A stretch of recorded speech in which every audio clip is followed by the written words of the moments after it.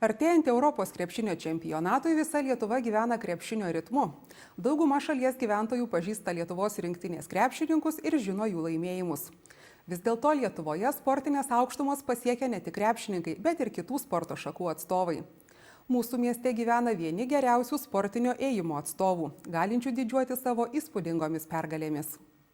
Druskininkiečių sportinio ėjimo komanda pirmadienį sugrįžo iš Prancūzijoje surengto pasaulio jaunių lengvosios atletikos čempionato. Varžybose geriausiai sekėsi Mariui Šavelskiui, kuris pagerino Lietuvos 16-mečių ir 17-mečių ėjikų rekordus. Sportinį ėjimą Marius pasirinko prieš 4 metus. Norėjau išbandyti kažką naujo, nes visi visada sportuoja tik krepšinį. Kažkodėl keli draugai sportavo ėjimą. Pasiūlė, sudomino, atėjau, pabandžiau ir man patiko tiesiog.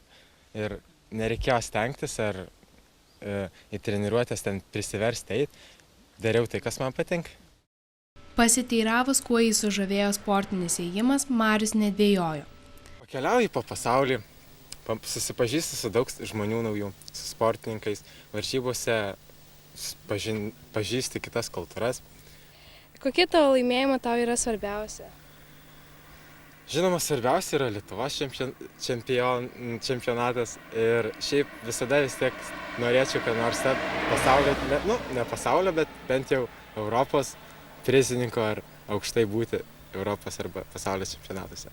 Marius Šavelskis ir savo ateitį žada sieti su sportinio ėjimu, o vėliau net ir baigęs sportinę karjerą žada sportuoti. Šiuo metu jaunasis sportininkas džiaugiasi pagerinęs šalies rekordą. Žinoma, jaučiuosi labai gerai, nes žinau, kad aš tiesiog tobulėju, stengiuosi ir mano rezultatai kyla. Visada tai yra svarbiausia, kad būtų progresas, kad ir koks tai bebūtų. Dėl to esu labai dėl to džiaugiuosi. Ir kas tau padeda nepasiduoti pasiekti tokių aukštumų? Žinoma, svarbiausias tai yra treneris, jo palaikymas, jo supratimas ir darbas su manimi, nes jisai vis tiek didelį laiko tarpą praleidžia su manimi, mane treniruodamas.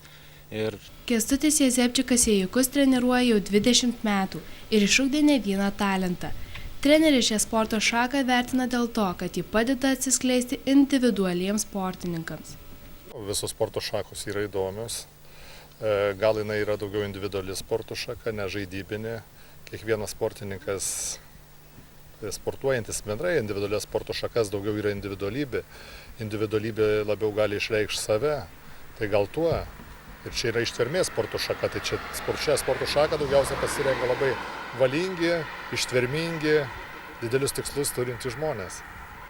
Kaip pastebi tinkamus sportininkus? Nežinau, kiek pas mane ateina sportuoti mergaičių ar berniukų, aš neskirstau juos į tinkamus ar neįtinkamus, aš maždaug po metų pamatau, kurie gali siekti aukštų rezultatų, kurie gali sportuoti dėl sveikatos. Kiekvienas žmogus, jeigu turi tikslą kažkokį, kiekvienoje gyvenimo srityje gali kažką pasiekti. Tai, kaip aš sakau visiems savo jauniems sportininkam, jeigu jūs rodysit valią, ryžtą, jūs visą laiką pasieksit sporto meistro rezultatą. O jeigu nori aukštumų pasiekti, reikia aišku ir talentų. Bet 80% lemia darbas. Gal jauniems sportininkams svarbiausia turėti savo tikslą ir jo siekti.